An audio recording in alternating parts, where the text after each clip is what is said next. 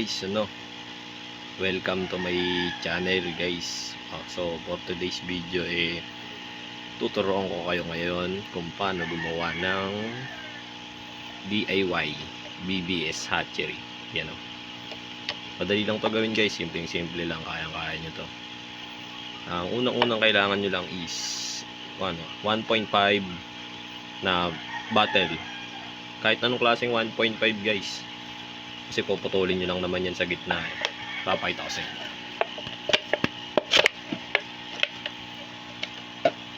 Yan, puputulin nyo lang yan sa gitna guys. Pwede naman dito, pwede rin dito sa taas na to. Yan, pero kasi mas prefer ko yung ganyang kataas guys, para mas mataas yung water level, tsaka maganda yung ikot ng tubig, Tapos pagka naputol nyo na yan sa gitna guys, ganito ang magiging itsura. Ganito kasi natin, ganyan ang magiging itsura nyan.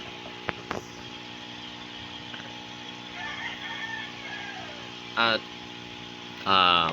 kung lalagyan nyo ito ng butas dito sa may ilalim para sa kanyang aerator guys, pwedeng dito nyo sa butasan na kasing laki lang nito ng air hose natin. Yan, kasi laki lang yan guys, para hindi sumingaw yung para hindi gumalaw-galaw yung air hose nyo. Pwede nyo rin naman lagyan dito ng glue stick, tapos bubutasan nyo itong takip na to dito, na kasing laki lang din nandun sa air hose guys. Tapos lalagyan nyo lang din ng glue stick dito, tsaka dito sa loob, doon sa pinakababa.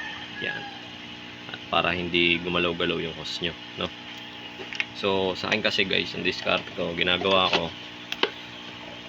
hindi ko siya binutasan, kung mapapansin nyo, walang butas.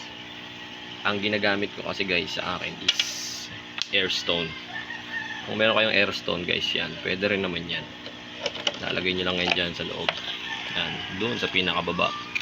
Tapos lalakasan nyo lang yung buga ng inyong pump guys, para maganda yung ikot ng BBS nyo.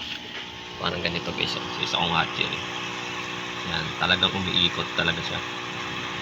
So para saan nga ba ang BBS o brine shrimp na tinatawag? Ang brine shrimp, ito ay pagkain ng ating mga fish fry. Kahit anong fish, basta maliliit pa siya guys, fish fry, yan ang mga kinakain nila. Yan lang ang pwedeng kainin at kayang-kaya nilang kainin guys, kasi nga maliliit pa sila, Siguro mga 2 weeks, after 2 weeks yung pagpapakain ng BBS, pwede na silang simulan pakainin ng flakes. Yan, kasi yung flakes guys, pwede nyo nang durugin yun, bigay sa kanila, kayang-kaya na nilang kainin yun. So